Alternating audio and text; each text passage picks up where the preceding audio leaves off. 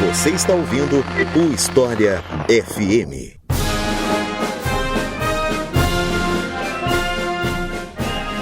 Doutrina Monroe. Você já ouviu falar disso? Provavelmente não com esse nome, talvez na escola, mas tem uma outra expressão ligada a essa doutrina que provavelmente você já ouviu em algum lugar. Esse é o tema de hoje do História FM. Eu sou Iclis Rodrigues e para falar sobre esse assunto, mais uma vez aqui conosco, Felipe Figueiredo.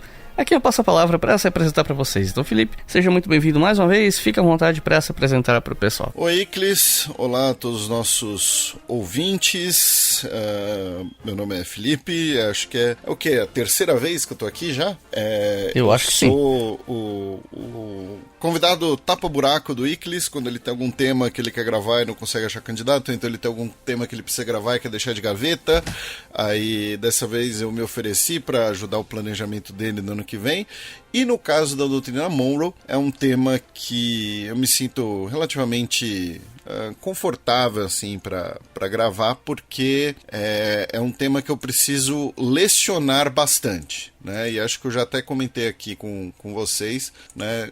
Se você quer aprender mesmo sobre um tema, tenha a obrigação de ensiná-lo, né? Aí você vai ter que estudar bastante, né? Vai ter que lidar com as dúvidas das pessoas, enfim, então acredito que vai ser tudo tranquilo na nossa gravação. Então é isso, vamos conhecer um pouco mais da doutrina Monroe depois que eu falar para vocês da nossa campanha no Apoia-se.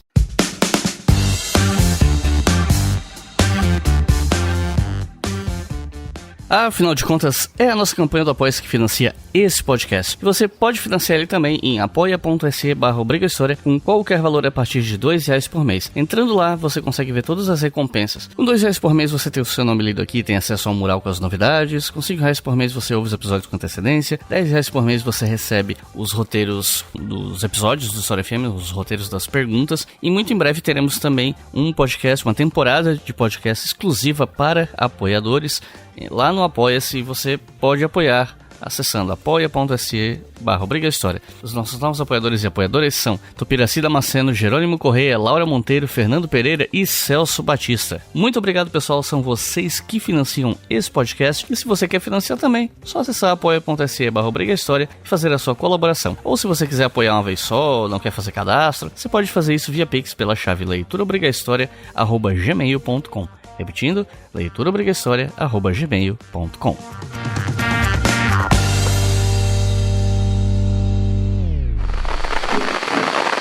The American continents are henceforth not to be considered as subjects for future colonization by any European powers.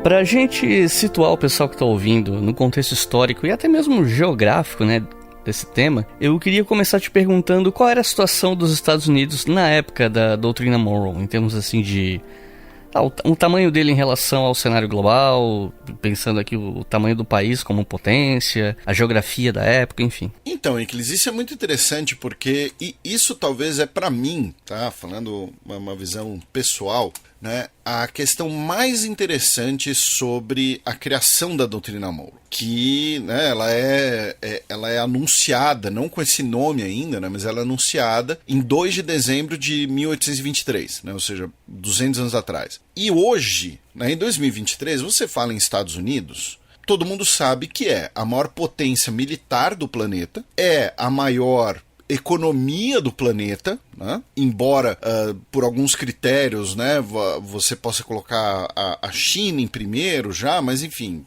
em valores nominais é a maior economia do planeta. É um país absolutamente enorme do ponto de vista territorial, né? Um dos maiores países do mundo, com 300 milhões de habitantes. Em 1823, os Estados Unidos não era praticamente nada disso. Ok, já era um país grande, né? Porque você já tinha tido a compra da Louisiana.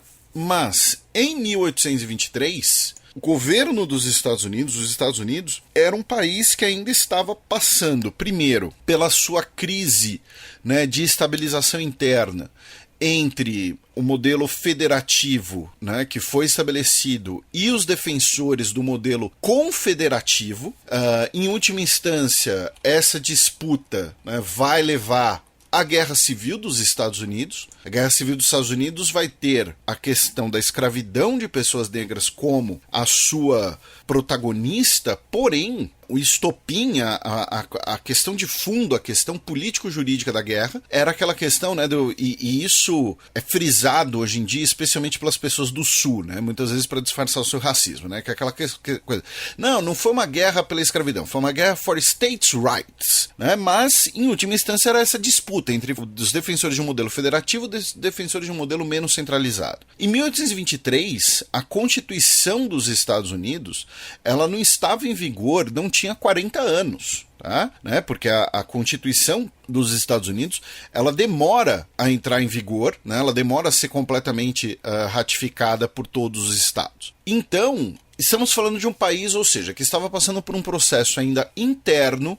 de estabelecimento. Como parte desse processo de estabelecimento do Estado, você tinha algumas características que eram, né, e isso é defendido, por exemplo, isso é mencionado, por exemplo, nos papéis federalistas que eu acabei de mencionar, isso não chega a mencionar, né, mencionei a discussão, né, mas é mencionado também, por exemplo, no George Washington, né, no seu farewell speech e tal. O governo dos Estados Unidos, ele não tinha um grande exército permanente, por exemplo, nem uma grande marinha permanente. A Marinha dos Estados Unidos, inclusive a criação da Marinha dos Estados Unidos, é um processo curioso, né? Que aí, óbvio, isso daí é papo para outra gravação, outro programa, mas o processo de estabelecimento da Marinha dos Estados Unidos, ela, digamos assim, ela tinha que ser renovada, tá? Após alguns anos, né? Você tinha os Naval Acts, tá?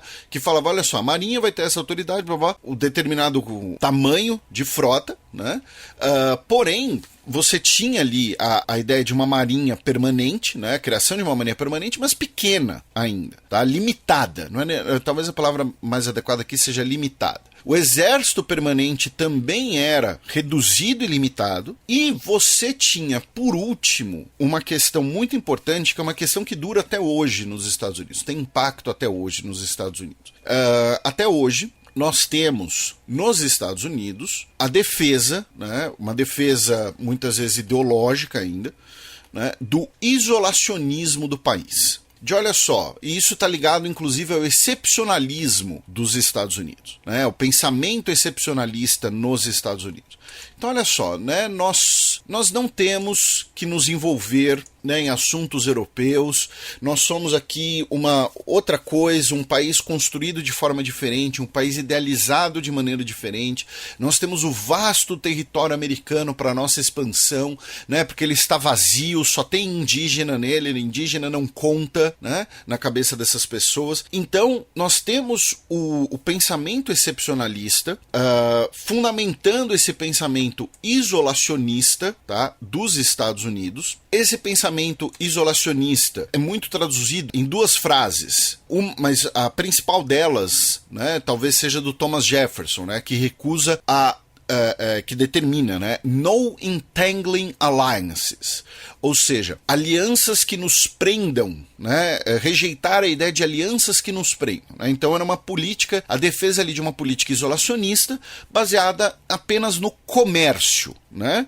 em princípios liberais. Tem uma questão importante para explicar esse isolacionismo dos Estados Unidos, especialmente esse isolacionismo do George Washington, né, dos Federalist Papers, que era, quando os Estados Unidos ganham, né, conquistam sua independência, os Estados Unidos tinham fronteiras com as três principais potências europeias. Britânicos ao norte, no que é o Canadá, franceses, tá, a oeste, no enorme território que depois vai ser comprado pelos Estados Unidos na compra da Louisiana, e espanhóis ao sul, né, no território da Flórida e também no território do vice-reino da Nova Espanha, né, que é basicamente ali o que depois vai ser o México. Então, quando os Estados Unidos surgem, quando os Estados Unidos tornam-se independentes, a política isolacionista também tinha uma questão de que, olha só, se a gente se meter em assuntos europeus, né, nós correremos o risco de sermos invadidos, termos uma guerra em nossas fronteiras, porque não é como os Estados Unidos de hoje. Os Estados Unidos de hoje faz fronteira com dois países, Canadá e México. Esses dois países não são nem de perto uma ameaça para os Estados Unidos, né? O México foi neutralizado pelos Estados Unidos em 1848 e o Canadá é um país que tem uma população muito muito mais reduzida,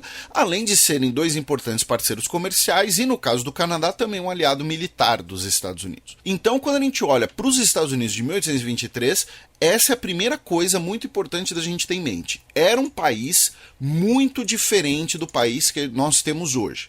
Tá? Não era a maior economia do planeta, não era nem de longe a maior potência militar do planeta, não era um país interventor, era um país que defendia uma postura isolacionista e era um país cercado por possíveis ameaças. E aí a gente chega na doutrina, e no começo do programa eu estava falando, o pessoal que está ouvindo, que não necessariamente todo mundo já ouviu falar em doutrina Monroe, mas talvez já tenha ouvido falar nesse slogan, digamos assim, que meio que tenta sintetizar essa doutrina, que é América para os americanos. E aí eu queria esmiuçar 3 pontos principais dessa doutrina.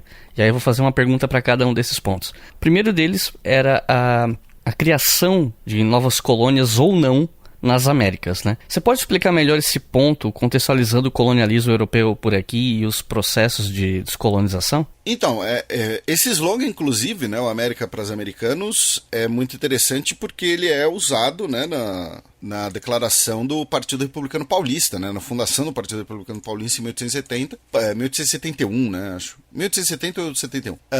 Que considera que o modelo monárquico, né, que na época vigorava no Brasil, era um modelo europeu, era um modelo estrangeiro. Mas, voltando para a sua pergunta, é óbvio, né? Não dá pra gente passar por todo o processo de colonização do continente americano, né? Mas o ponto aqui, acho principal é, quando a gente olha para a situação em 1823, nós estamos olhando para o processo das independências na América Latina, a consolidação das independências. Né? Pensando no Brasil, por exemplo, o Brasil torna-se independente em 1822. Né? Em 1823, nós ainda temos ali uma parte dos conflitos que ocorreram pós-independência no Brasil, e nós vamos ter só a Constituição só em 1824. No restante da América Latina, né, na América Hispânica, nós temos, isso eu acho interessante de lembrar para os nossos ouvintes, né, nós temos 2 processos, 2 fases desse processo de busca por independência. A primeira fase, ela é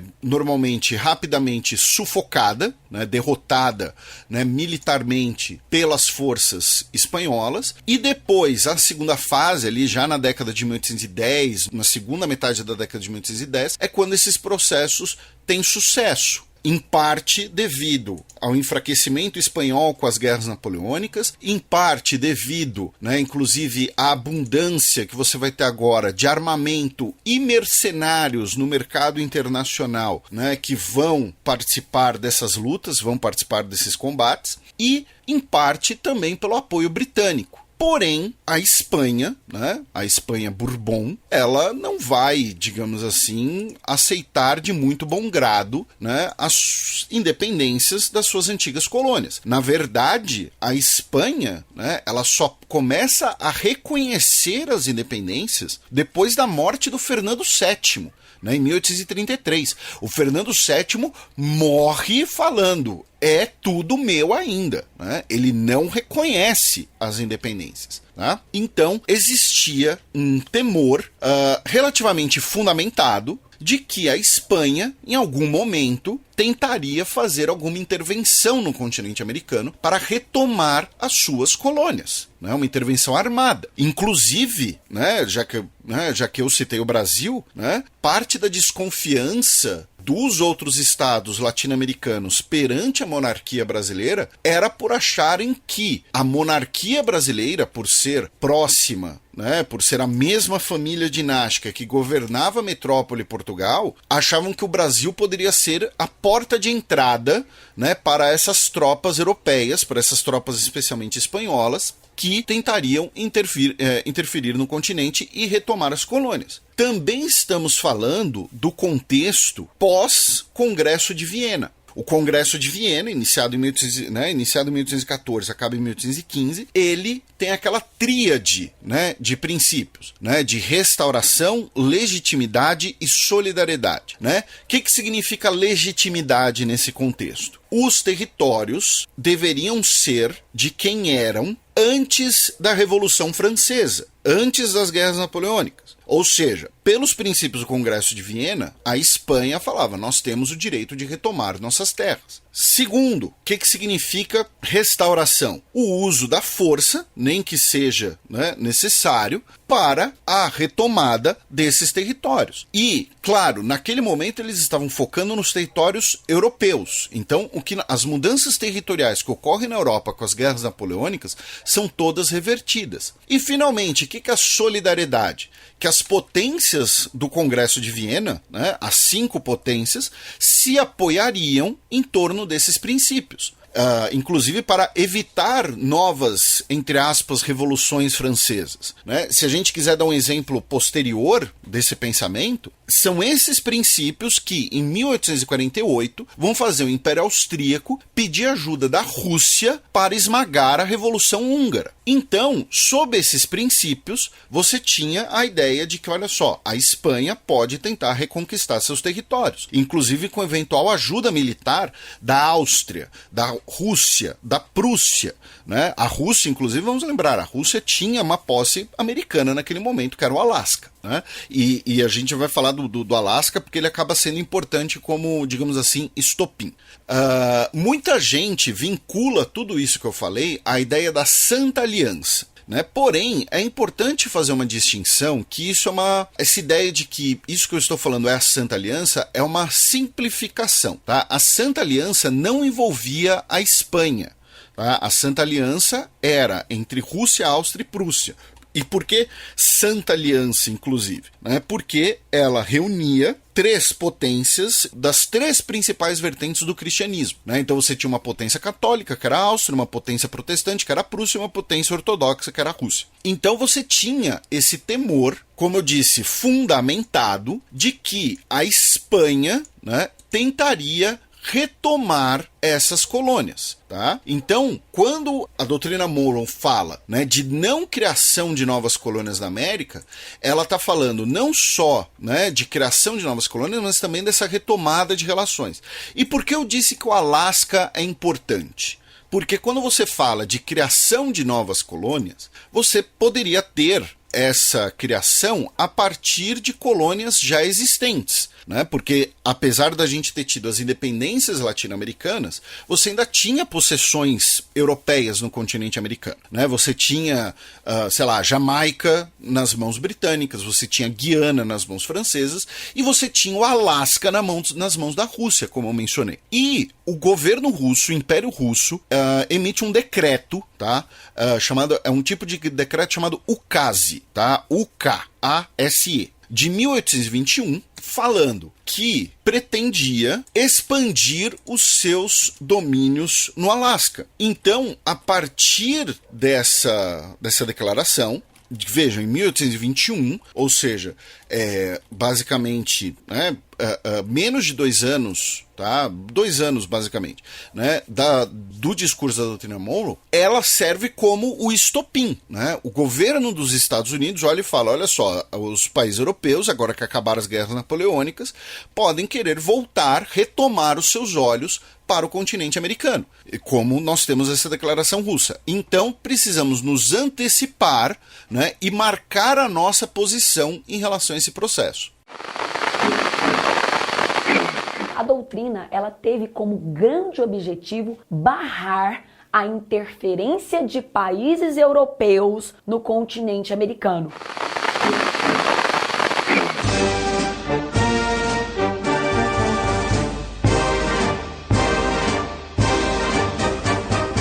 O segundo ponto, até certo ponto você já mencionou ele lá na primeira pergunta, mas o segundo ponto dessa doutrina seria a defesa da não intervenção dos países europeus nos assuntos internos dos países americanos.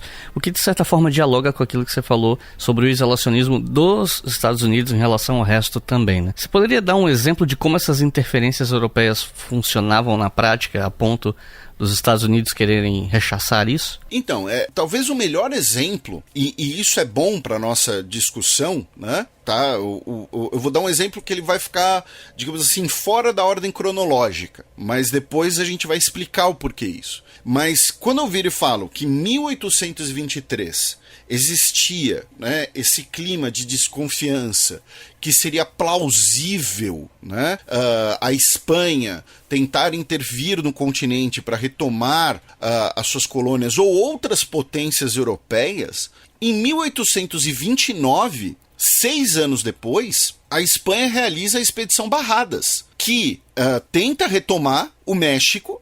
Tá? A Espanha tenta retomar o México pela força e ela é rechaçada, né, na famosa Batalha de Tampico. Né? A Batalha de Tampico, que inclusive é no México, ela é considerada ali uma segunda guerra de independência, mas é considerada um dos marcos do processo de independência. Que você tem a Expedição Barradas, ela dura ali, acho que uns 2 meses, mais ou menos, e culmina nessa grande batalha, na qual as tropas mexicanas são lideradas pelo general Santana, né, Santa Anna, que é o cara que vai governar o México por décadas, né, inclusive na derrota para os Estados Unidos na Guerra de 1848. Né? Muita gente também deve conhecer o general Santa Anna devido a questões da cultura pop envolvendo o Álamo, né, e a Guerra de Independência do Texas e tal. Então, imagino que muitos dos ouvintes já ouviram falar nesse nome. Ele se consagra, digamos assim, derrotando a Expedição Barradas,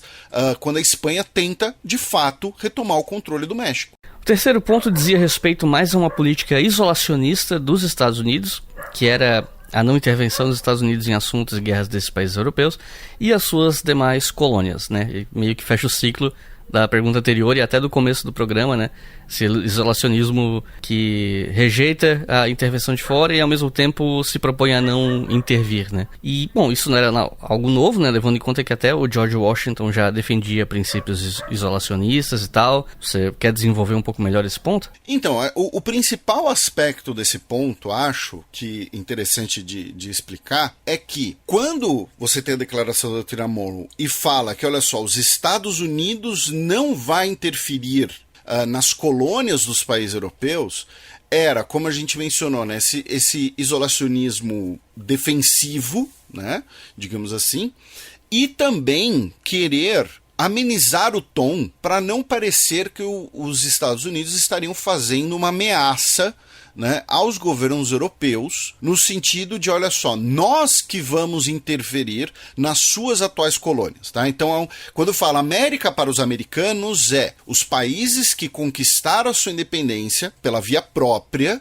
não podem ser invadidos, não podem sofrer intervenções. Mas, ao mesmo tempo, nós não vamos interferir nas colônias existentes. Então nós não vamos, por exemplo, tomar Cuba da Espanha. Tá? E por que eu falei nesse tom? Porque quando os Estados Unidos vão tomar Cuba da Espanha, décadas depois, né, que é quando é o grande ponto de virada da doutrina Monroe, como a gente vai falar mais pra frente, tá? Mas então, naquele momento, em 1823, o governo dos Estados Unidos falando, olha só, não vamos aceitar, não queremos interferência nos países que conquistaram sua independência. Mas, ao mesmo tempo, nós prometemos, nós garantimos que nós não vamos interferir nas colônias que ainda existiam. Tá? Nas colônias que não conquistaram sua independência pela própria via. Né? O que os Estados Unidos não sairiam por aí invadindo colônias para justificar a independência delas. E aí, repito, o caso cubano é muito importante. Por quê? Porque Cuba era, primeiro, a maior suspeita naquele momento, né? Os Estados Unidos terminam de comprar a Flórida em 1819, da Espanha. E você tinha muito sulista nos Estados Unidos, né, que defendia que o governo dos Estados Unidos tomasse Cuba, ou então tentasse comprar Cuba, né, em relação aos espanhóis, devido ao fato de ser também, né, um local onde você tinha um modelo de plantation com mão de obra de pessoas escravizadas. Então, era, digamos assim, era uma adição perfeita, né, ao sul dos Estados Unidos.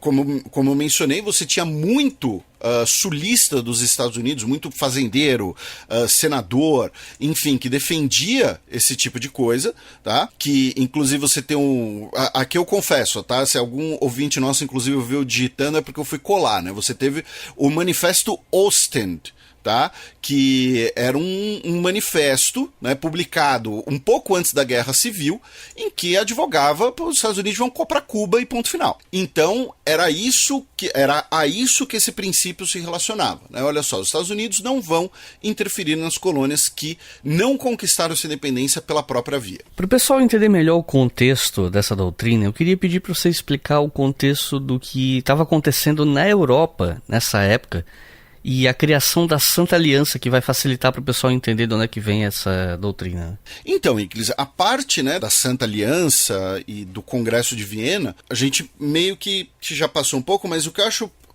acho interessante, né, de complementar, né, aproveitando a pergunta, porque eu acabei me antecipando, né, falando da Santa Aliança antes, é que o principal ator desse processo, né, em relação à Santa Aliança era o Reino Unido, né, era o Império Britânico. Por quê? Porque a Espanha, depois das guerras napoleônicas, depois de ter tomado, né, um couro nas guerras napoleônicas, nas primeiras guerras, e depois ter sido um dos principais campos de batalha das guerras, né, com a Guerra Peninsular, a Espanha não tinha como invadir, né, realizar uma intervenção em larga escala no continente americano sozinha. E aí a gente mencionou, ela poderia ter ajuda, né, dos estados da Santa Aliança. Porém, nenhum desses 3 estados tinha como fornecer um grande apoio naval aos britânicos. A marinha prussiana e a marinha austríaca eram extremamente reduzidas nesse período, e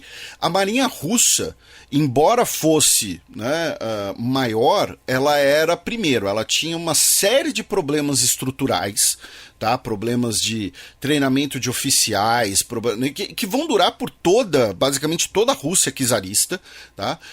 Né? O processo de treinamento, o processo de formação da Marinha Imperial Russa era absolutamente desastroso no período, sabe? Os eventos do encouraçado Potemkin não são uma exceção.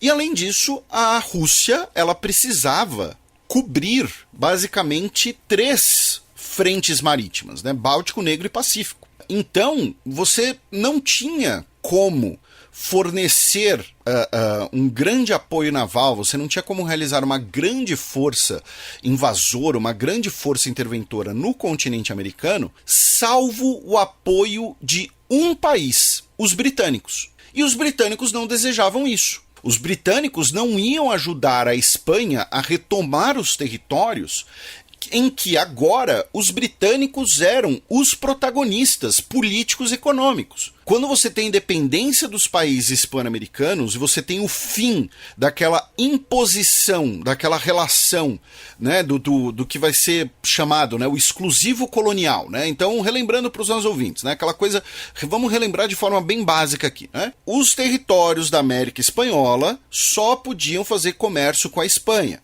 Então, vendiam as suas matérias-primas para a Espanha, compravam outros produtos espanhóis. Os produtos que a Espanha não produzisse eram mercadores espanhóis que compravam esses produtos, por exemplo, dos britânicos e revendiam para os territórios coloniais, e ao fazer isso, né, você tinha ali, inclusive, um ágio maior. Então você tinha essa relação, né, de um exclusivo colonial, ao mesmo tempo, com as independências, né, da América Espanhola. Os britânicos agora eliminaram o intermediário. Eram os britânicos que compravam os produtos primários desses territórios, eram os britânicos que vendiam os seus produtos para esses territórios. Vão ser os britânicos que vão ser protagonistas, inclusive no processo de desenvolvimento do Porto de Buenos Aires, né? Lembrando que Buenos Aires chegou a ser invadida pelos britânicos durante as guerras napoleônicas. Porto de Montevidéu, relações com o Chile, né? Inclusive recentemente Chile e Reino Unido celebraram 200 anos, né, de relações oficiais e tal, e coloca ali, né, o Reino Unido como o primeiro aliado, né, dos britânicos e tal. Então, os britânicos não tinham interesse nenhum em ajudar a Espanha a reconquistar territórios, na qual agora era uma situação muito mais vantajosa para o Reino Unido, que naquela época, né, é o início do que vai se convencionar chamar, né, de Pax Britânica, né, quando o Reino Unido tinha o virtual monopólio dos mares, do grande comércio internacional. Você tinha a maior marinha mercante do mundo, a maior marinha de guerra do mundo. A França vai demorar décadas, né, para conseguir chegar perto disso. A Espanha nunca vai se recuperar. A Alemanha vai começar a construir sua marinha de guerra só a partir da política de Weltpolitik, em 1891. Então, o Reino Unido não tinha interesse nenhum. Então, a Santa Aliança em si pouco podia fazer para ajudar a Espanha a retomar os seus territórios. Outra questão relativamente recente que tinha influenciado o desenvolvimento dessa doutrina foi a Guerra de 1812 entre os Estados Unidos e o Império Britânico. O que foi essa guerra? Uma guerra que é tão pouco falada, tão pouco discutida, e por que ela aconteceu? Pelo menos pouco falada aqui, né? Não, é isso, mas um dos motivos que ela é uma guerra pouco conhecida é porque é uma guerra que não teve vencedor, né? Porque certamente se os britânicos tivessem dado um cacete nos Estados Unidos ou vice-versa, a gente já tinha uns 3 filmes, né, sobre isso, tinha filme hollywoodiano sobre isso, mas não, normalmente ela só é mencionada, né, alguma coisa assim e tal. O evento principal dessa guerra, inclusive, né, é bastante vergonhoso para o governo dos Estados Unidos, é por isso que não está na cultura pop, que é quando Washington é incendiada, né? Washington, a capital dos Estados Unidos, é tomada, né? A Casa Branca original é destruída, o prédio do Capitólio, né, que é onde fica o Congresso, ainda estava sendo construído, né, e é danificado. Então, mas a Guerra de 1812, ela faz parte das guerras napoleônicas. Ela é às vezes chamada, né, de Segunda Guerra de Independência, porque ao mesmo tempo que você não teve, que a guerra em si, né, não teve uma mudança decisiva, né? Não teve ali uma alteração decisiva entre os dois países, ela colaborou muito para o patriotismo, né, nos Estados Unidos. É na Guerra de 1812, por exemplo, que você vai ter o surgimento, né, a criação do hino nacional. É a partir da Guerra de 1812, né, que você vai ter ali a chamada Era dos Bons Sentimentos, né, porque foi uma guerra, né, que, digamos assim, unificou o país de maneira pós-independência, né. Foi a primeira guerra travada, né, por toda a coletividade pós-independência. Então, ela acaba tendo essa importância para o patriotismo dos Estados Unidos, mas, respondendo sua pergunta, né, por que começa a guerra? Você tem o contexto ali das guerras napoleônicas e você tinha uma espécie de desconfiança mútua entre britânicos e Estados Unidos. E junto com essa desconfiança mútua, você tinha uma confederação de indígenas que vivia nos territórios do Canadá, mas também em alguns territórios dos Estados Unidos, na região dos Grandes Lagos, né? É a confederação liderada pelo Tecumseh, que vai ser considerado ali o grande líder indígena desse período, ao ponto que, né, o general Sherman, né, que é muito importante na Guerra Civil dos Estados Unidos, e depois é o general que o nome dele vai batizar o principal carro de combate dos Estados Unidos da Segunda Guerra Mundial, né, o nome do meio dele era Tecumseh. Ele era um homem branco, inclusive. Né? Então o que acontece? Essa confederação indígena que vivia na região dos Grandes Lagos, ou seja, nos dois lados da fronteira, né, ela se opunha à expansão dos Estados Unidos, a expansão da colonização pelos Estados Unidos rumo ao oeste, e como eu mencionei, você tinha uma desconfiança mútua. Por quê? Porque, como se tratava do período das guerras napoleônicas, os britânicos estavam, naquele momento, se armando bastante, né? Então você teve ali uma aceleração de processos de construção naval, uma aceleração de conscrição de homens e tudo mais, e o governo dos Estados Unidos olhava para isso e falava, então os britânicos vão nos invadir para tentar retomar os Estados Unidos. E aí o governo dos Estados Unidos passou a ver aquele cenário como um cenário por uma guerra, né? E também a partir do momento em que os britânicos, e aqui vem o principal motivo da guerra, tá? O principal motivo da guerra foi a questão comercial. Por conta das guerras napoleônicas, o comércio dos Estados Unidos com a Europa ficou bastante enfraquecido, bastante diminuído e bastante ameaçado, né? Já que agora o oceano era um campo de batalha. E os britânicos tomavam navios dos Estados Unidos, tomavam inclusive os tripulantes, né, desses navios, porque estamos falando de marinheiros que falavam inglês. Então falava, olha só, capturamos você vai servir nos navios da Marinha Real agora. Então, o fim desse comércio fez o governo dos Estados Unidos passar no Congresso, tá, uma lei autorizando por um processo de se armar, e eventualmente declarou guerra ao Reino Unido, que foi chamada guerra preemptiva. Eles falando, olha só, a gente declarou guerra primeiro porque os britânicos vão declarar guerra a gente. Na verdade, também existia um outro ponto, que era, e isso hoje, hoje é bastante documentado, inclusive nas cartas, né, das pessoas envolvidas. O governo dos Estados Unidos queria aproveitar a situação de que os britânicos estavam envolvidos nas guerras napoleônicas para tentar tomar mais territórios da região dos Grandes Lagos. Então, olha só, os britânicos não vão conseguir se defender direito, eles têm que lutar contra a França, então vamos aproveitar a situação e tomar mais territórios. E aí, nessa primeira fase da guerra, você vai ter um avanço dos Estados Unidos até justamente o momento em que você tem a primeira abdicação da França, né? A primeira abdicação do Napoleão, desculpem, em 1814, quando os britânicos conseguem mandar reforços e aí dão pau nos Estados Unidos, repito, tomam Washington, né? E aí os dois lados, enfim, precisam sentar, conversar, né? Falam, olha só, a gente não vai conseguir chegar a lugar nenhum. Você tem em paralelo com isso, né, os combates com os indígenas, inclusive, né, você vai ter indígenas aliados dos britânicos e indígenas aliados dos Estados Unidos. Não vou saber precisar quais são, peço desculpas. Quais nações eram aliadas de cada um. E aí você vai ter o estabelecimento mais ou menos da fronteira onde é até hoje. Lembrando que os Grandes Lagos eles acabam sendo partilhados entre Canadá e Estados Unidos e, posteriormente, né, em meados do século XIX, eles vão ser desmilitarizados.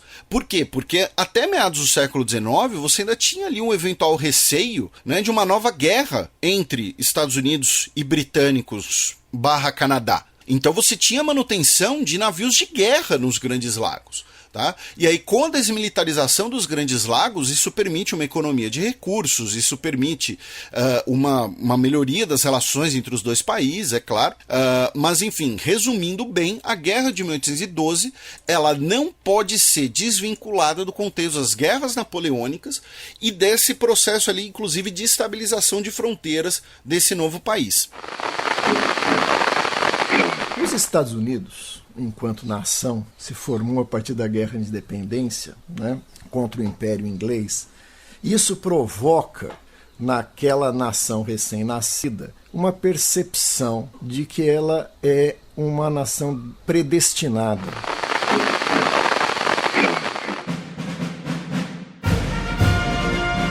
Aqui eu queria falar um pouco sobre o recebimento dessa doutrina em outras partes das Américas.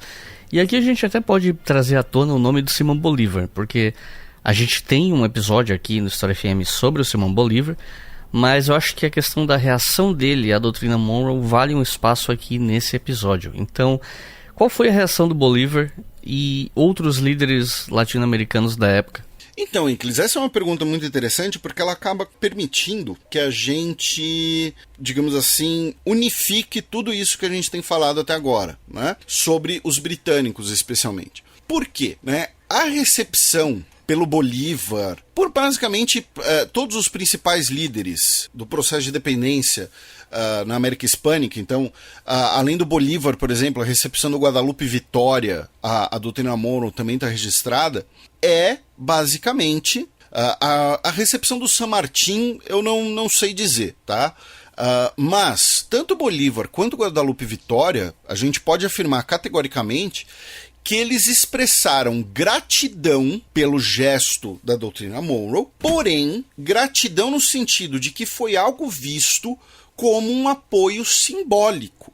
Então, eles agradeceram o fato de que você tinha um governo, né, na América, né, o primeiro governo estabelecido na América, apoiando esses processos de independência e afirmando que rechaçava tentativas de recolonização pelos europeus. Mas nada muito além disso, tá? Então, quando eu digo que o Simão Bolívar e o Guadalupe Vitória expressaram gratidão, não foi que eles se comoveram e falaram, meu Deus, agora a Espanha nunca mais vai voltar, alguma coisa assim. Não, no fundo, eles não deram muita bola, tá? Por quê? Porque quando você tem o discurso da doutrina Monroe, e aí, por isso que eu disse que dá pra gente juntar tudo isso, o que a gente falou agora. O governo dos Estados Unidos não teria como, sozinho, impedir uma intervenção europeia no continente americano.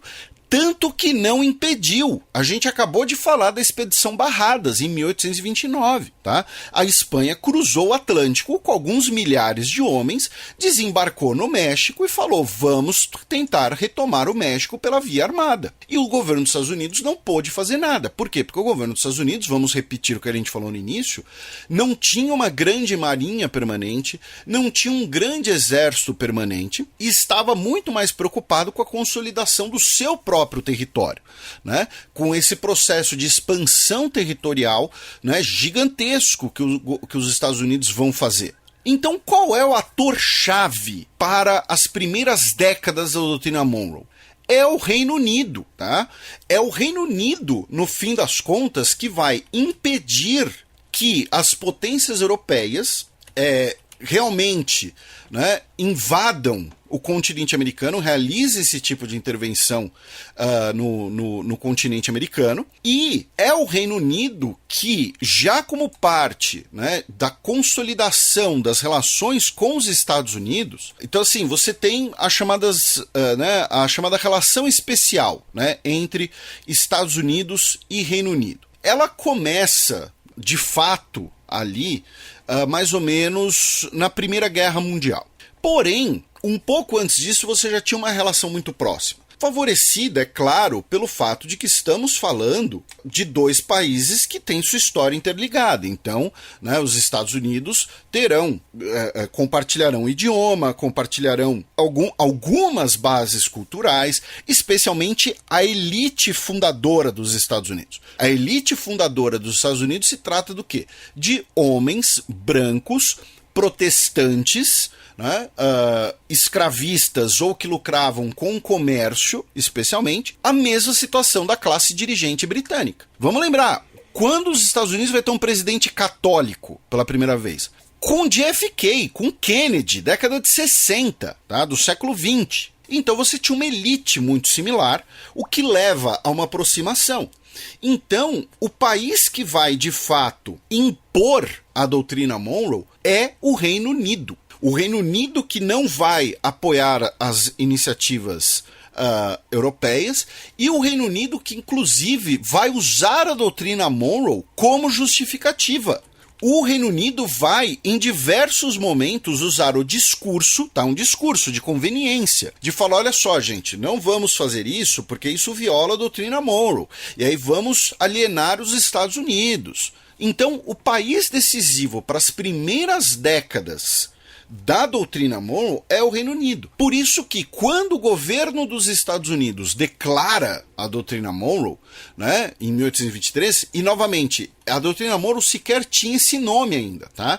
Ela faz parte, né, do discurso escrito do presidente James Monroe. O discurso foi escrito, inclusive, né, em boa parte, né, pelo então secretário de Estado e futuro presidente, o John Quincy Adams, tá? E naquela época, né, foi parte do discurso da União. O discurso da União durante o primeiro século dos Estados Unidos, boa parte, mais até, né? Ele era enviado como uma carta, tá? Ele não era pronunciado perante uma sessão conjunta do Congresso, como é feito hoje em dia. Colaborou muito para isso o desenvolvimento do rádio, né? Porque era uma maneira do presidente aparecer entre aspas, né? Com o rádio ele, enfim, acho que o nosso ouvinte entendeu. Então, o termo doutrina Monroe, ele vai ser utilizado apenas décadas depois, e ela vai se concretizar como uma doutrina de fato depois da Guerra Civil dos Estados Unidos. O termo doutrina Monroe só é utilizado a partir da década de 1850 e ela só se torna uma doutrina de fato depois da Guerra Civil dos Estados Unidos. Vamos lembrar que durante a Guerra Civil dos Estados Unidos, os franceses invadem o México. Tá? Inclusive se aproveitando, né, do fato de que, olha só, o governo dos Estados Unidos não vai poder fazer muita coisa aqui, eles vão ter que olhar para o outro lado, e aí os franceses invadem o México, né, estabelecem o segundo Império Mexicano, né, com aquela história que eu particularmente acho, né, divertidíssima, né, divertidíssima claro, né, olhando posteriormente, enfim, né, ela é surreal, na verdade, né, que eles precisam achar um imperador pro México, vão pegar um monarca Habsburgo, que nunca tinha nem pisado no México, nem sabe, enfim, né, que é o Maximiliano. Por quê? Porque é um monarca que é nosso aliado e é católico, então põe ele lá, é tudo católico, né, era o pensamento, e ele vai ser executado 3 anos depois. Então, assim, o ator-chave para esse primeiro momento é o Reino Unido. Consequentemente, o Simão Bolívar, inclusive, tinha, né, suas desconfianças com os Estados Unidos, né, ali no contexto do Congresso do Panamá, por exemplo, que ocorre alguns anos depois. Então, não foi uma reação, digamos assim, muito acalorada, porque nem tinha motivo para ser. Se você quiser colaborar com o História FM, você pode fazer isso via Pix, usando a chave leituraobrigahistoria@gmail.com. E assim você colabora para manter esse projeto educacional gratuito no ar.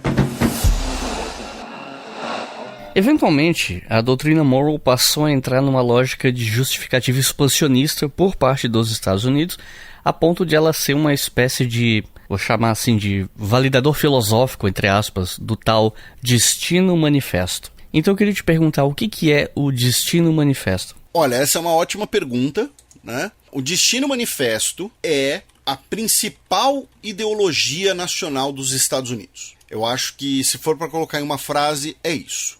E ela vigora até hoje, em diferentes interpretações, porém, o Destino Manifesto, ele começa, né? Ele vai ter as suas origens já no processo de colonização e independência. A colonização dos Estados Unidos, ela vai ser ideologicamente muito baseada numa visão religiosa de redenção. Vou repetir, o que eu estou falando agora é de ideologia, tá? Não estou falando de realidade material, estou falando de ideologia, ou seja, é o pensamento que norteava diversas dessas ações e a crença dessas pessoas. É importante fazer essa distinção. Então, quando os colonos de origem inglesa começam a chegar no território, né, do Nordeste do atual Estados Unidos, quando a gente pensa nesses colonos até hoje,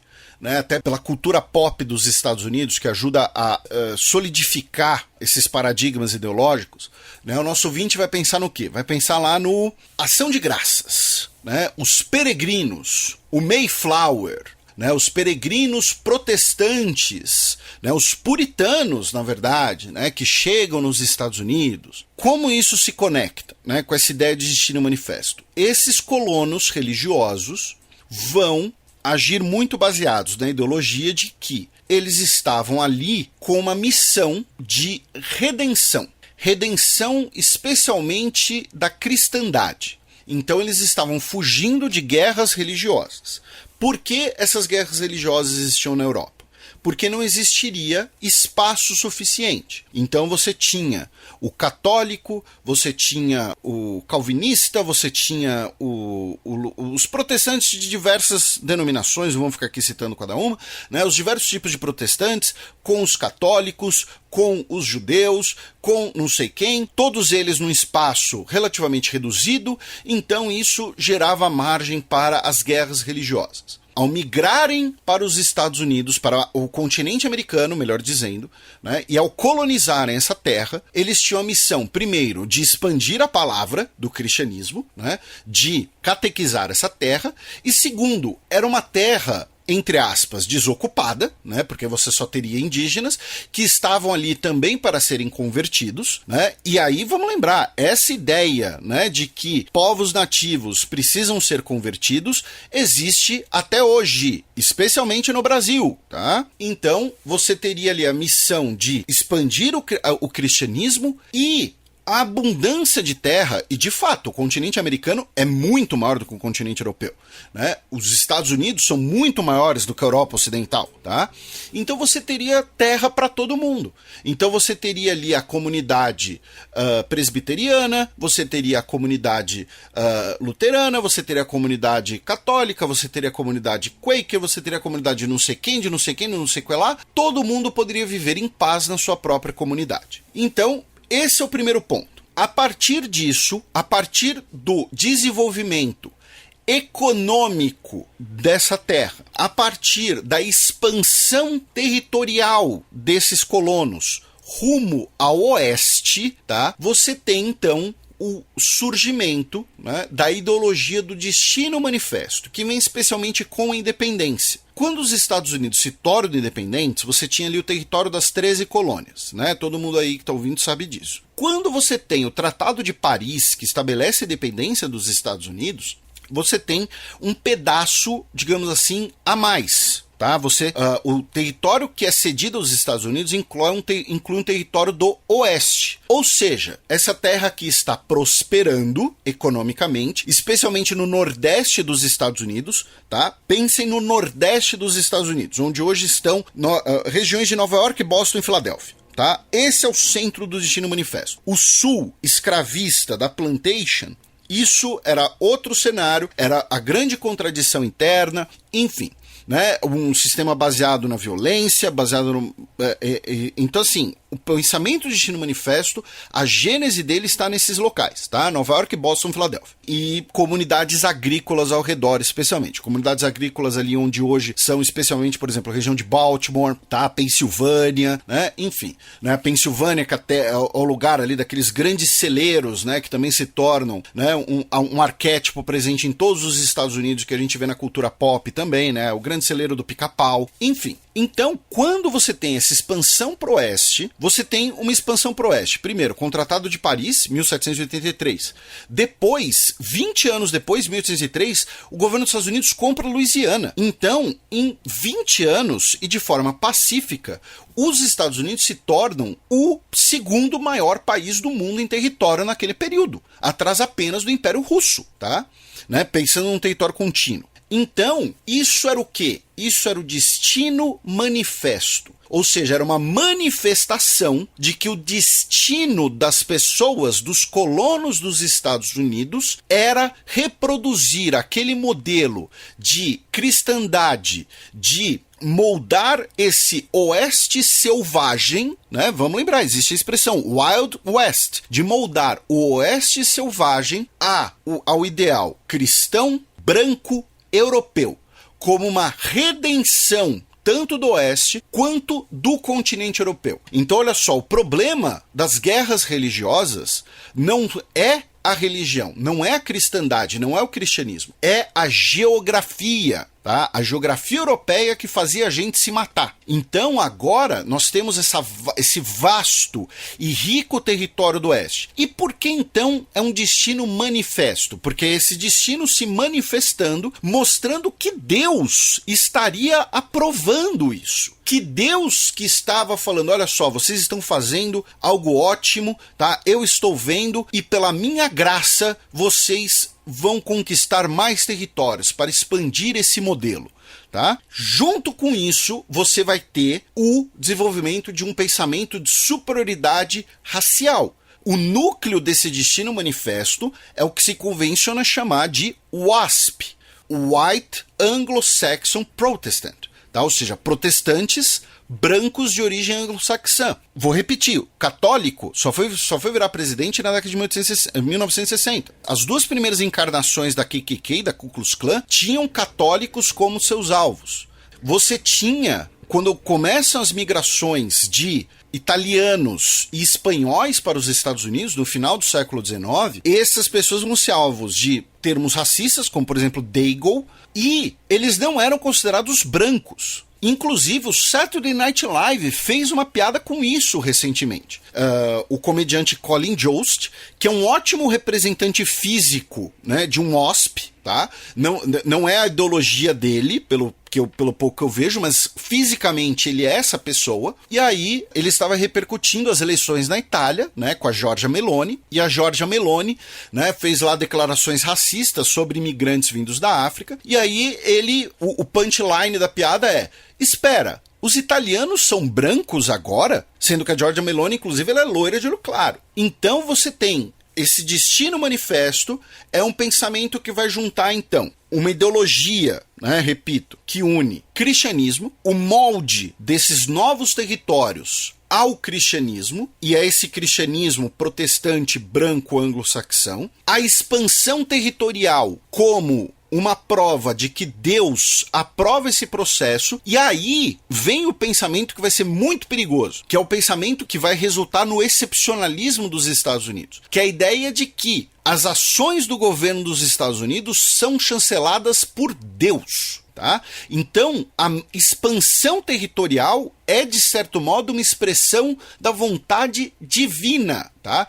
Esse é o destino dos Estados Unidos. E ninguém pode parar esse destino. E quem manifestou esse destino para os Estados Unidos foi o próprio Deus. É uma ideologia extremamente complexa, extremamente curiosa e fruto do seu tempo, e que vai se tornar extremamente perigosa. E aí você vai ter as contradições, repito, a grande contradição desse pensamento vai ser a questão da escravidão. Um dos caras que não vai desafiar, mas vai expor as contradições do Destino Manifesto é o Abraham Lincoln. Né? Eu falo um dos caras, né? Parece que ele é meu amigo de jogar bola, né? Mas enfim, é o Abraham Lincoln. Né? O Abraham Lincoln vai criticar, por exemplo, o preconceito contra católicos, vai criticar a expansão da escravidão, vai falar, olha só, que destino manifesto é esse, se junto com a expansão dos Estados Unidos vem a expansão da escravidão. Né?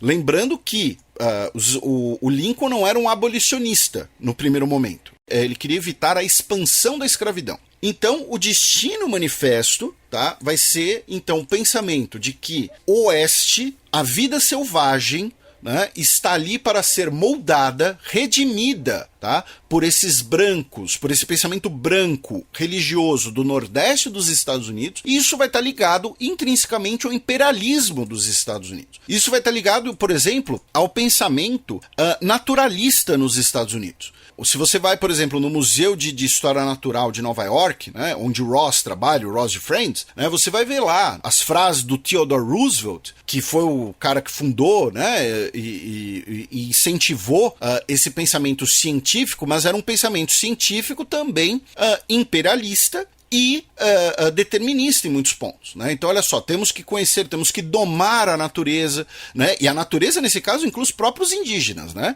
Você tem ali alguns displays no Museu de História Natural que, assim, que nem se tivesse um neon, tá, brilhando em cima, escrito racismo, seria tão racista quanto. Né? Mas, enfim. Então, em linhas gerais, é isso que é o Destino Manifesto. É esse pensamento que justifica essa ideologia, melhor dizendo, né? Toda vez que eu falei pensamento aqui, substituo por ideologia, tá, gente? É essa ideologia que justifica o imperialismo dos Estados Unidos sob essa missão divina de redenção e molde e domesticação dessa natureza selvagem que começa falando do oeste dos Estados Unidos, mas que depois basicamente pode ser aplicada a toda e qualquer região do globo.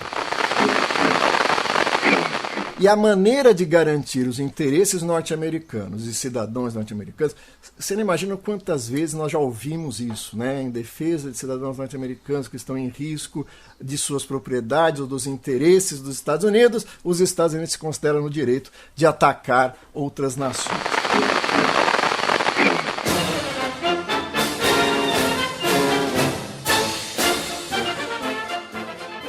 E como é que foi a expansão do poderio dos Estados Unidos do ponto de vista econômico, levando em conta que quando a doutrina Monroe foi criada, o país não era nem de longe a potência que viria a ser no futuro, né, como até você comentou no começo do episódio.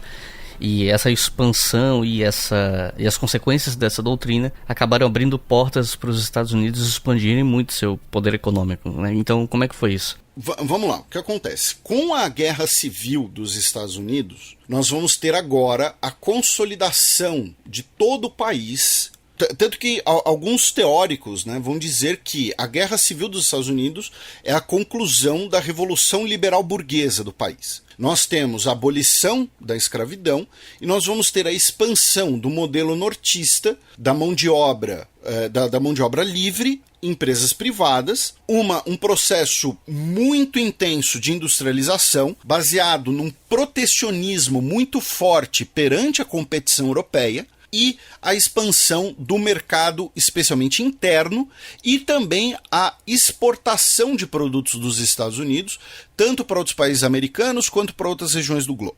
Então, nós temos a expansão econômica, né, dos Estados Unidos.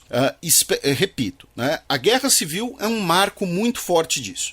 Tá? A Guerra Civil leva a uma expansão industrial muito grande, porque você vai ter uma enorme produção voltada para a guerra. E quando a gente fala voltada para a guerra, né, uma coisa que eu já falei aqui no seu podcast, que eu sempre falo e que é importante lembrar para as pessoas. Né, quando você fala em produção voltada para a guerra, não é só canhão. Tá? Não é só munição, pólvora. O soldado se veste, o soldado come, o soldado precisa ser deslocado de um local para o outro. Tá? Então, a guerra tem um incentivo econômico muito grande. Um exemplo que você também já abordou, por exemplo, durante a Guerra do Paraguai. Né? Durante a Guerra do Paraguai, nós vamos ter uma expansão muito grande da economia do sul do país. Para quê? Para produzir charque para as tropas, produzir mais erva mate para as tropas e por aí vai. Então, a Guerra Civil dos Estados Unidos consolida, tá, a economia dos Estados Unidos, vai levar um grande crescimento econômico. E nas décadas seguintes, é o que o Mark Twain vai chamar de Gilded Age. Né? Gilded é algo banhado, né? E mais especificamente, né, no caso do Mark Twain, a ouro. Né? Então seria a era banhada a ouro. Por que banhada a ouro? Porque você vai ter um desenvolvimento econômico muito grande, uma expansão pro oeste, expansão das ferrovias, atividade econômica incessante, não tem problema de escassez de mão de obra, porque você vai ter constante chegada de imigrantes, não vai ter questões ligadas, inclusive, por exemplo, a inovações, porque você também vai ter chegada de imigrantes, trazendo novos conhecimentos, trazendo novas maneiras de produção, trazendo novas atividades econômicas, né? Então, não, adoro Nova York, porque lá, poxa, lá você come uma pizza enorme. Quem desenvolveu a pizza não foram os WASP, tá? Foram os italianos que vão chegando, né? Por exemplo. Dando um exemplo bem idiota. Mas enfim, então é uma era de muita atividade econômica, mas em que os problemas sociais, as contradições sociais e as contradições políticas continuavam. Por isso que era banhada a ouro. Era um país de chumbo, mas banhado a ouro. Né? Expressão, repito, do Mark Twain. E aí, nós vamos ter, então, a consolidação econômica. Pós-guerra civil, nós temos agora também a consolidação militar dos Estados Unidos. Né? Agora nós vamos ter uma disponibilidade, né? Uma variedade de oficiais, não apenas agora formados, mas com experiência de guerra. Nós vamos ter agora uma marinha de guerra enorme. Tá? Inclusive o primeiro encouraçado, né? Não o encouraçado moderno, né? O formato Dreadnought, né? Mas os primeiros couraçados a entrar em serviço foram durante a Guerra Civil dos Estados Unidos. Inclusive o primeiro combate entre dois navios couraçados, né? A famosa batalha entre o USS Monitor e o Merrimack. Tá? Então agora você tem também uma marinha muito grande, muito presente. Então você tem agora essa potência militar e econômica. E aí começa a expansão imperial dos Estados Unidos. Começa não, né? Se intensifica. Você pode colocar um começo, né? Quando você tem, antes da Guerra Civil, né, a expansão rumo ao Pacífico, os estabelecimentos dos primeiros postos no Pacífico, a abertura do Japão sob a diplomacia da canhoneira, né, com o Commodore Matthew Perry, antes da Guerra Civil.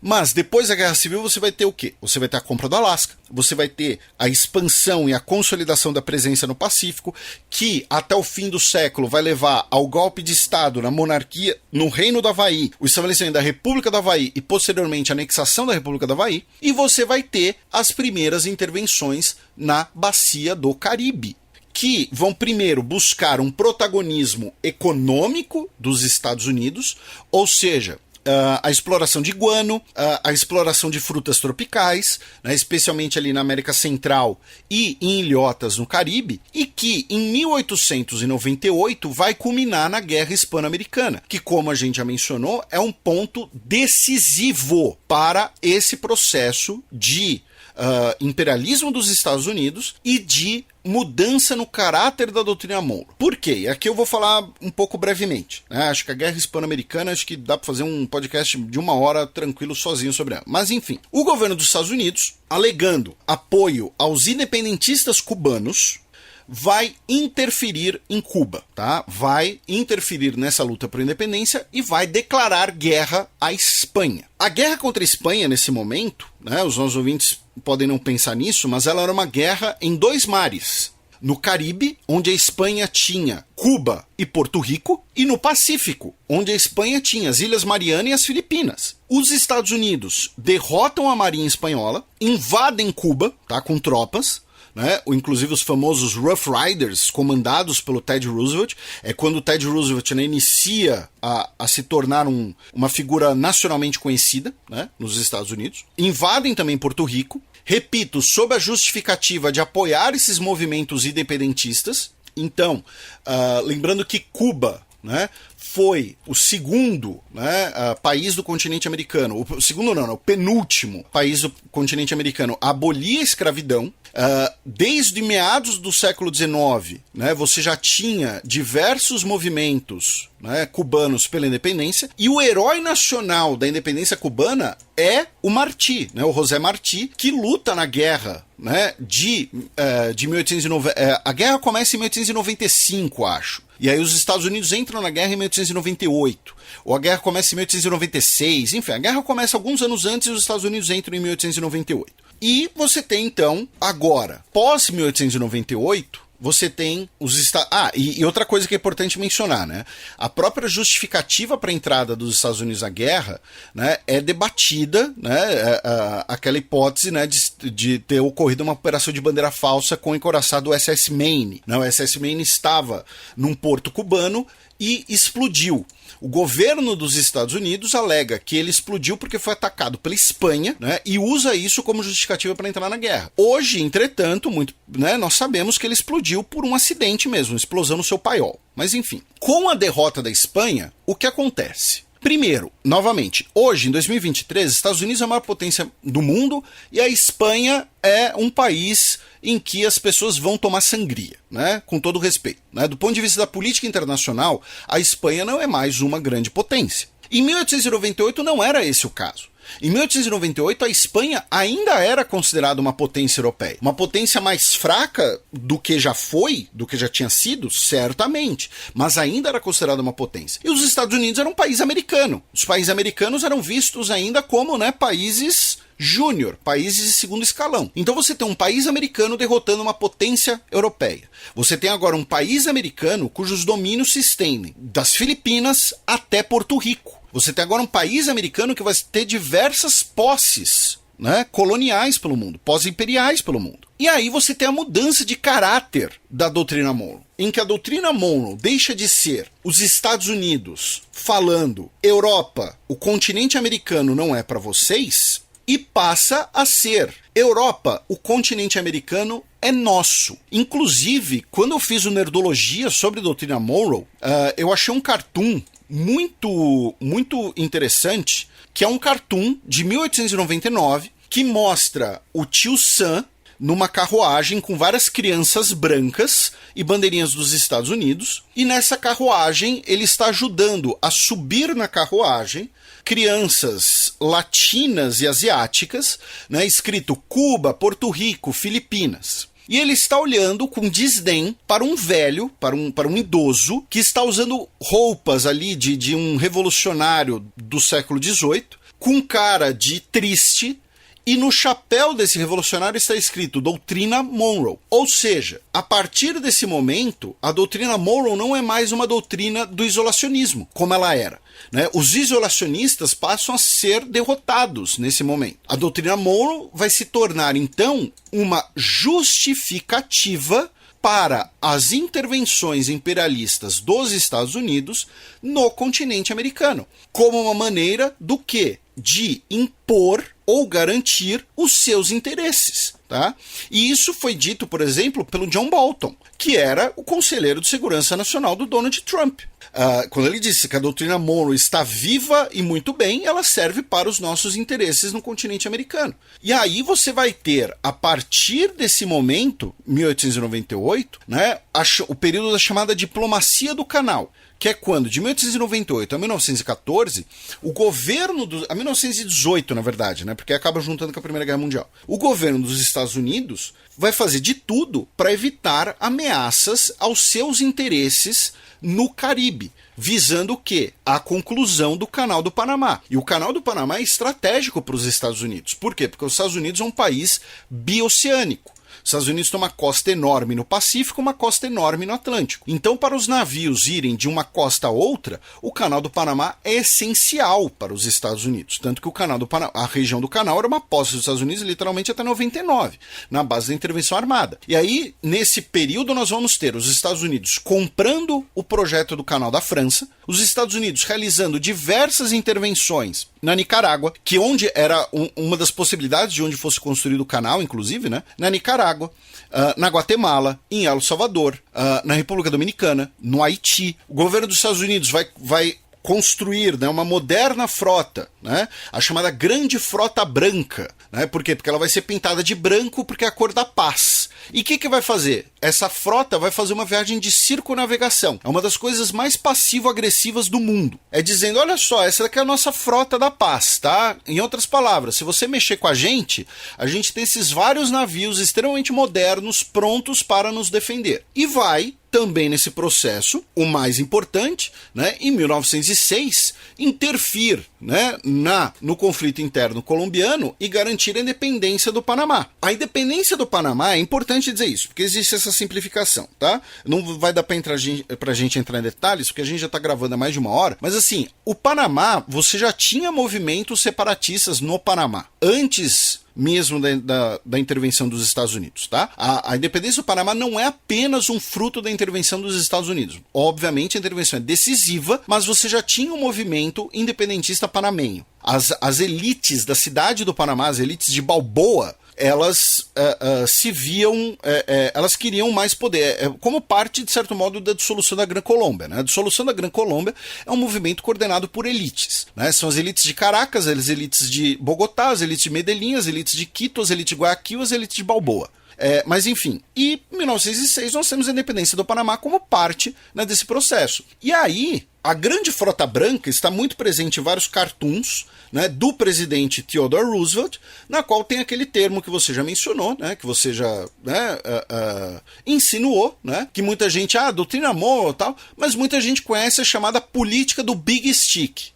Né? Oficialmente, a política do Big Stick é o corolário Roosevelt. Tá? Ou seja, corolário no sentido de que é uma adição à doutrina. Tá? Que é, fale suave, mas carregue um grande porrete. O que é esse grande porrete? Essa nova, grande, enorme, moderna frota, que os Estados Unidos vão utilizar, né, o seu poder naval no contexto da independência do Panamá em 1906, dessas várias intervenções que eu mencionei, mas também, por exemplo, no contexto da crise venezuelana de 1903, né, 1902 e 1903. A Venezuela, né, recapitulando para os nossos ouvintes, a Venezuela ela dá sob o governo do Cipriano Castro, ela dá um calote nas potências europeias, os europeus bloqueiam os portos venezuelanos, tomam controle, tá, com a força das aduanas venezuelanas e falam, olha só, a gente vai controlar as suas aduanas até recuperar a nossa grana. É um bloqueio naval, militar, e o governo dos Estados Unidos fala, olha só, países europeus, vocês não podem fazer isso aqui na minha vizinhança. Então o que os Estados Unidos faz? Paga a dívida venezuelana, assume a dívida venezuelana, e aí os Estados Unidos que vão cobrar da Venezuela nos anos seguintes. E aí nós vamos ter em resposta a doutrina Drago, né, pela Argentina, que não vai ser importante do ponto de vista jurídico, mas do ponto de vista prático não vai levar a grandes alterações. E aí o governo dos Estados Unidos, então, vai mudar esse caráter, repito, da doutrina Monroe. Ela vai ser de europeus, América não é para vocês, para América, o hemisfério, na verdade, é uma zona de influência minha. Outro evento importante, mas pouco conhecido, em 1917, os Estados Unidos compram as Ilhas Virgens da Dinamarca, no Caribe, tá? Porque eles tinham o receio de que os alemães pudessem eventualmente forçar os dinamarqueses a usar aquilo lá como base. É o início do pensamento que muita gente, quando o Trump falou isso, achou que era esdrúxulo, achou, meu Deus, o Trump é doidão e tal, mas o Trump, uns anos atrás, ele verbalizou o desejo dos Estados Unidos de comprar a Groenlândia. Isso é um desejo antigo, tá, gente? Tem um século isso já. Porque é uma forma de você, entre aspas, impor a doutrina Monroe.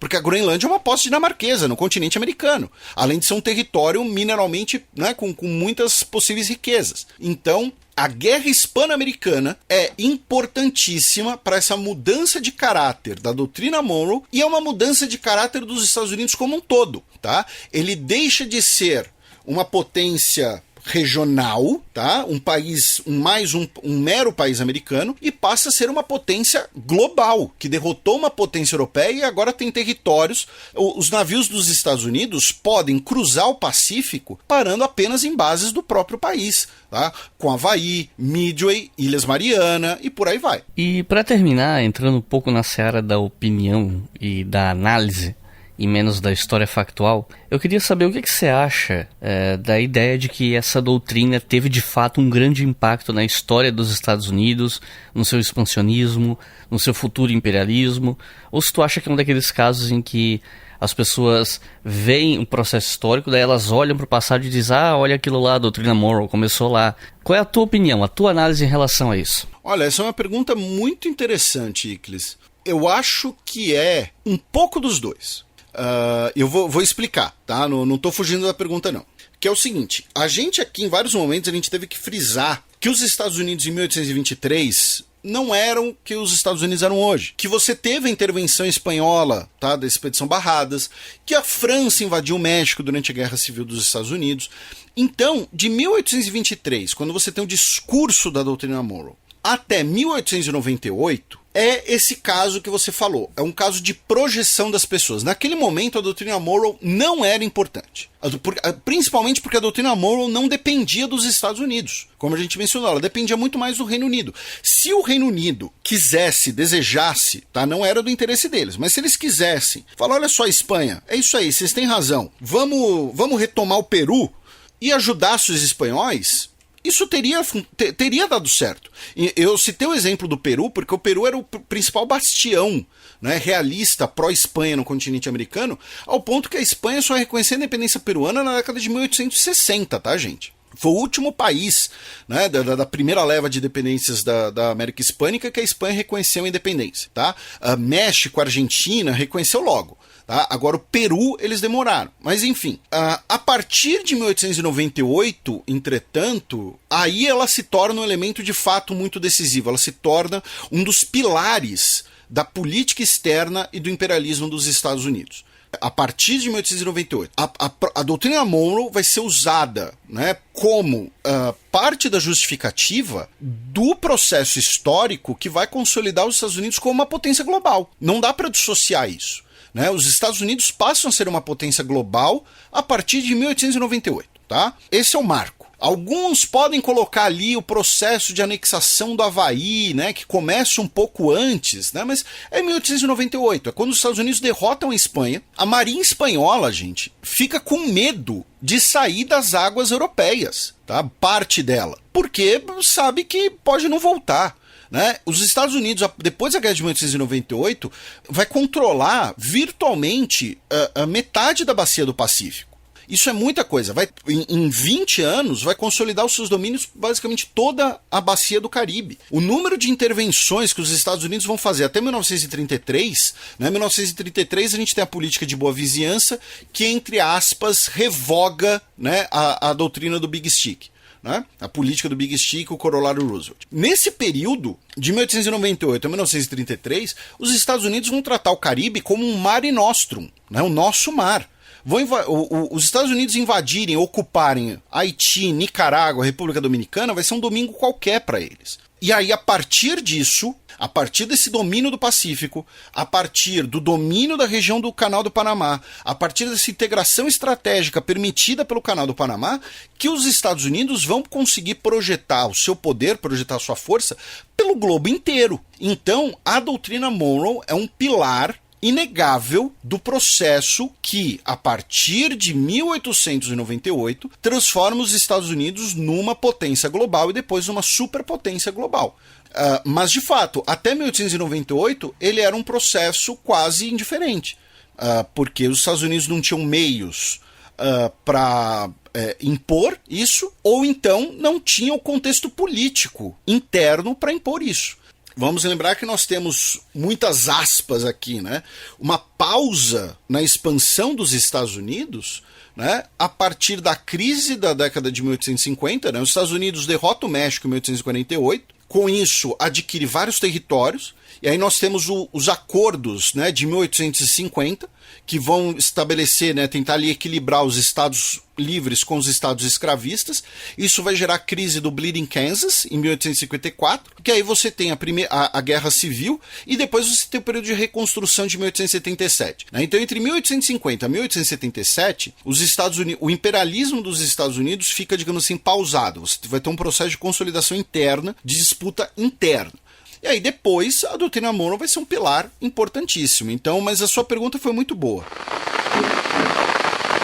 Os Estados Unidos é um país terrorista. É o militarismo que acende a fogueira da guerra no mundo desde o final do século XVIII.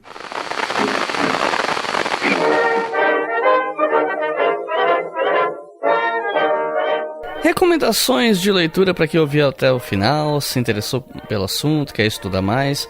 Se tu tivesse que recomendar aí uns 3 livros sobre o assunto, ou que tenham capítulos que falam sobre o assunto, o que você recomenda? Olha, começando, né, pelo principal, talvez não sei se é o principal, né, não vou assumir a responsabilidade, né, mas um dos principais livros recentes, né, sobre isso é o The Monroe Doctrine in a Contemporary Perspective, né? Ou seja, a doutrina Monroe numa doutrina contemporânea, que é de autoria do Dennett Modeste, tá? Que é um livro que justamente elabora como os Estados Unidos usaram a doutrina Monroe para chegar nesse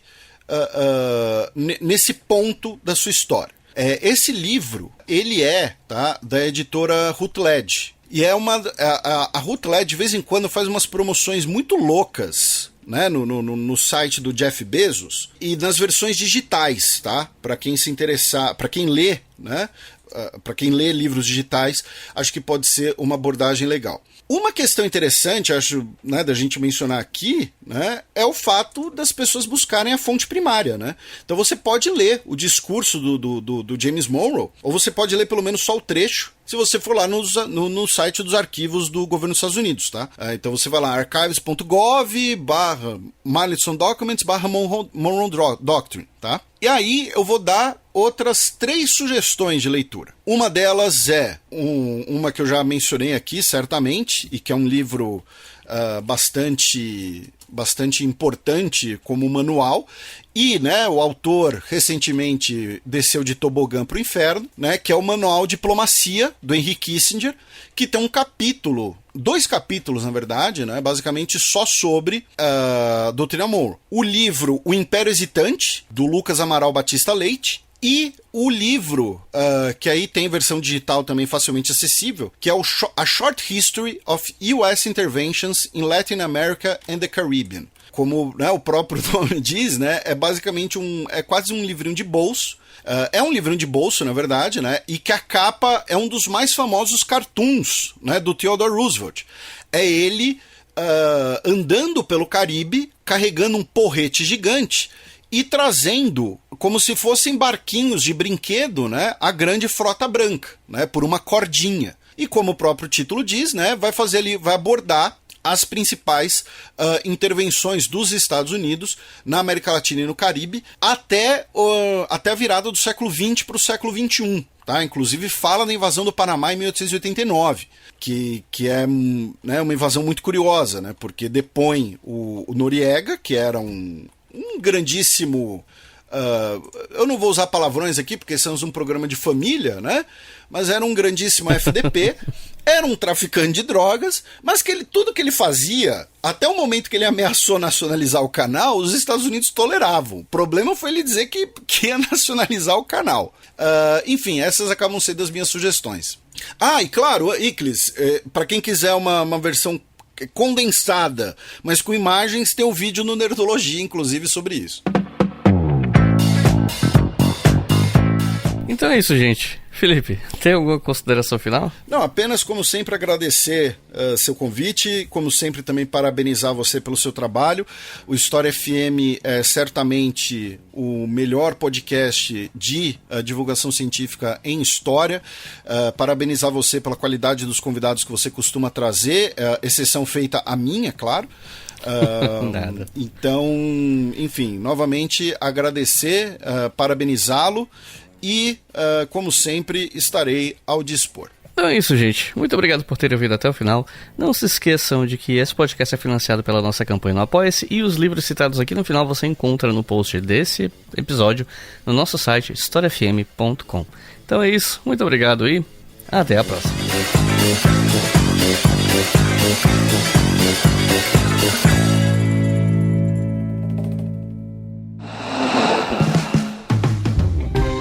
Este podcast foi financiado por nossos colaboradores no Apoia-se. Acesse apoia.se/obrigahistoria e contribua para manter este projeto educacional gratuito no ar.